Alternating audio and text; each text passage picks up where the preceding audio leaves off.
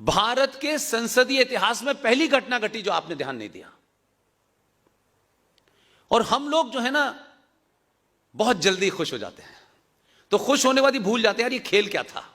वो तो कहते छोड़ो खेल यार, काम हो गया ना। खेल को समझना जरूरी है, क्योंकि वो आपको खिलाड़ी बनाना चाहता है।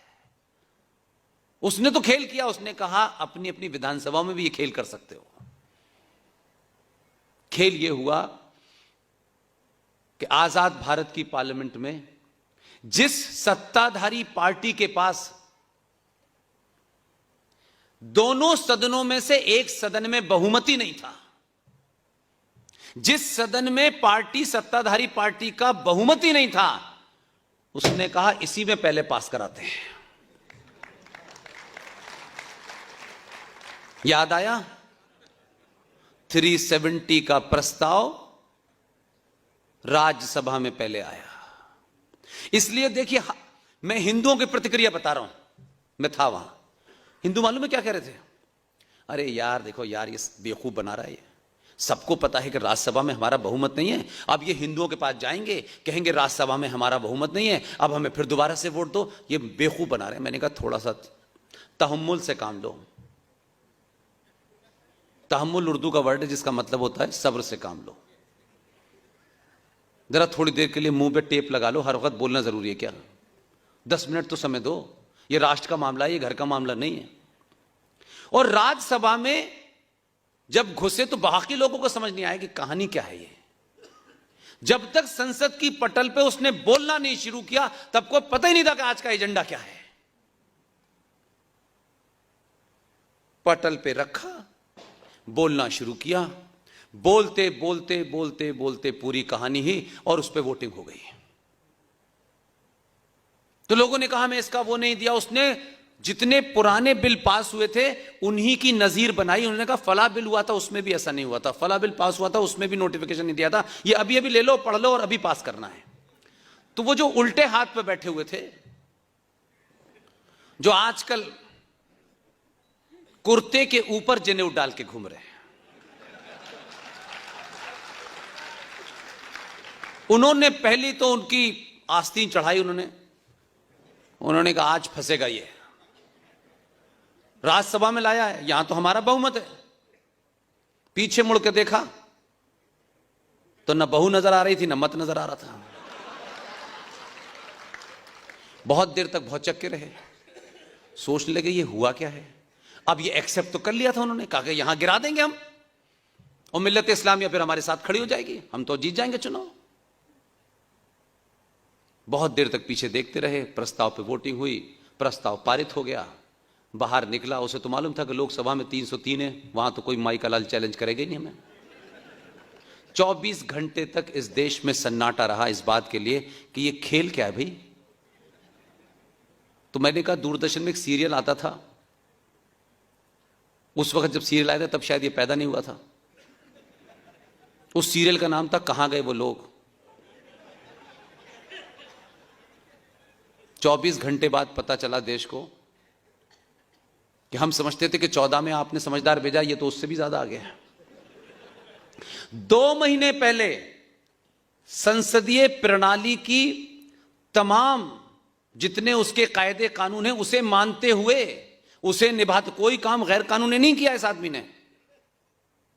2 महीने पहले जब लोगों को यह भी नहीं पता था कि हमारे मकान नंबर 370 है, 370 धारा है, उसने 2 महीने पहले जो पार्लियामेंट में कमेटियां बनती हैं, बड़ी सारी कमेटियां बनती हैं, और बेचारे कुछ एमपी ऐसे होते हैं जो पार्लियामेंट में पहली पहली बार जाते हैं, और जो बेचारे अपोजिशन में होते हैं उनकी बुरी हालत होती है कि बाहर चले तो जाते हैं बेचारे दिल्ली, पार्टी कहती हाथ उठा दो, उठा दिया, नहीं उठा दो, उठा दिया, उन्हें उतने ही पैसे मिलते हैं।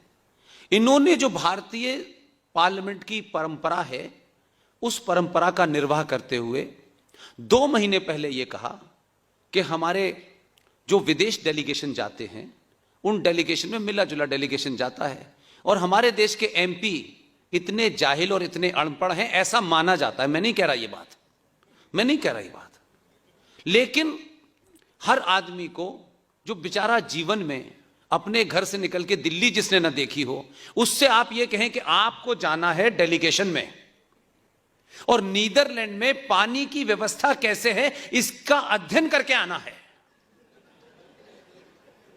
और ऐसी डेलीगेशन जाते हैं। 2 महीने पहले उसने 40-45 लोगों को भेजा। उसमें से किसी एक ने कहा कि देखिए ये पहला डेलीगेशन ऐसा हो रहा है कि इसमें कोई रूलिंग पार्टी का नहीं जा रहा। तो किसी ने कहा, तो उसने क्या कहा, देखिए मोदी जी ने कहा है सबका साथ सबका विकास।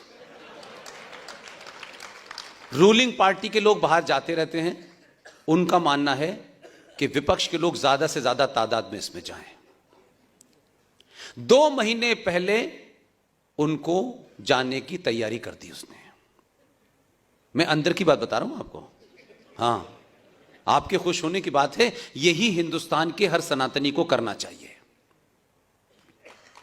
और फिर क्या हुआ, किस दिन बिल आना है ये उसी को पता था, और इतना समझदार है, पहले वाले से ज्यादा है ये। जिस दिन उसको रखना था बिल, उसने कहा कि कई ऐसे दलाल हैं जो इस खबर को भी लीक कर सकते हैं। उसने उनको कहा आपको फला फला डेटेड में जाना है, सब कुछ तैयार, और ऐसी टिकट खरीदी कि जिस दिन बिल आना था उस दिन लौटने की फ्लाइट ही नहीं आती थी यहां।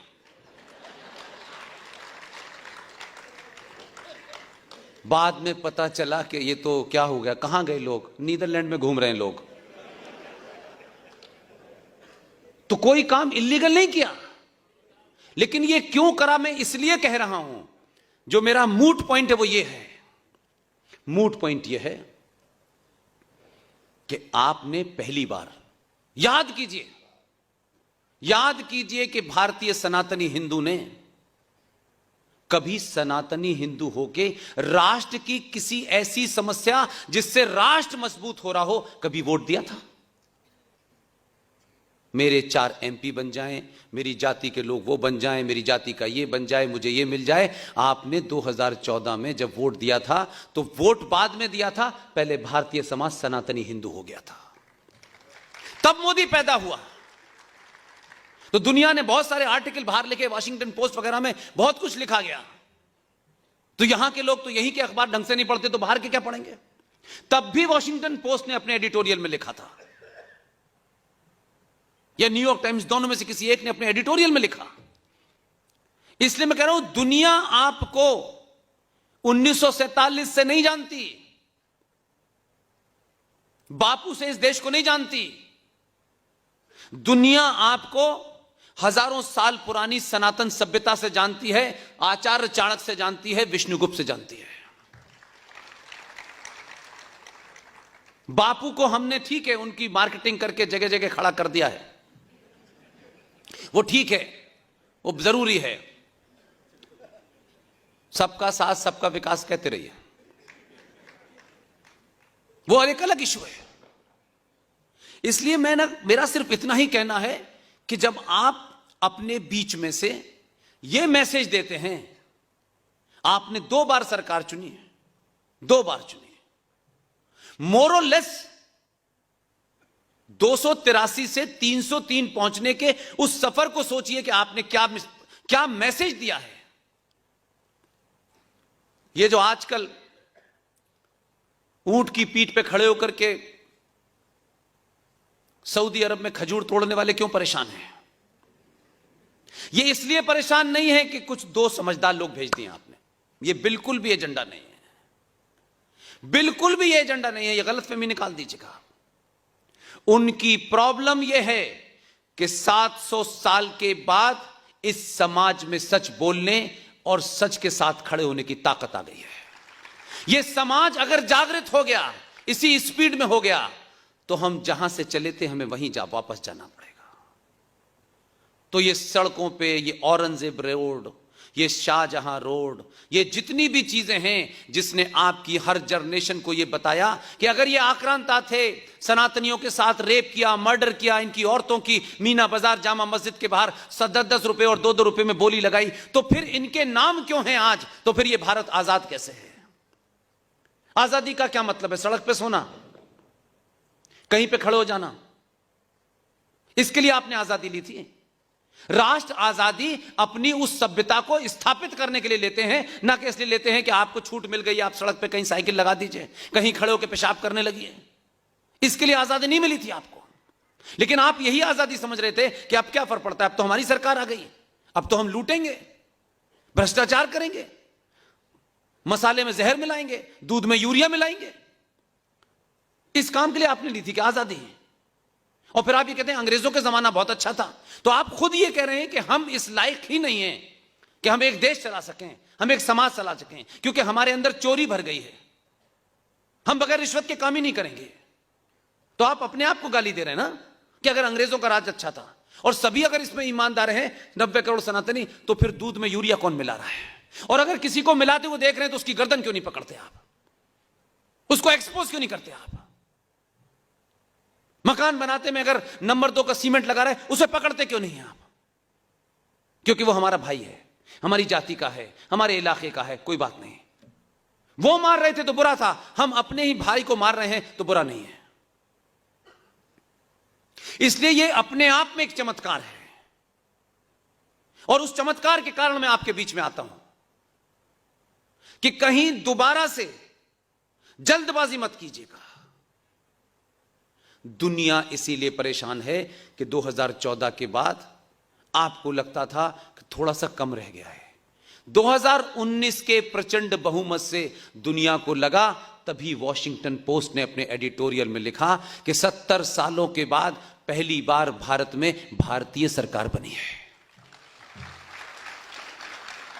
यह मेरा आर्टिकल नहीं है, दुनिया आपको वो जानती है। उनको तब यह लगा कि यार ये तो कुछ और हो गया है, ये सिर्फ प्रधानमंत्री बदल गया, कोई पार्टी आ गई, ये नहीं आया है।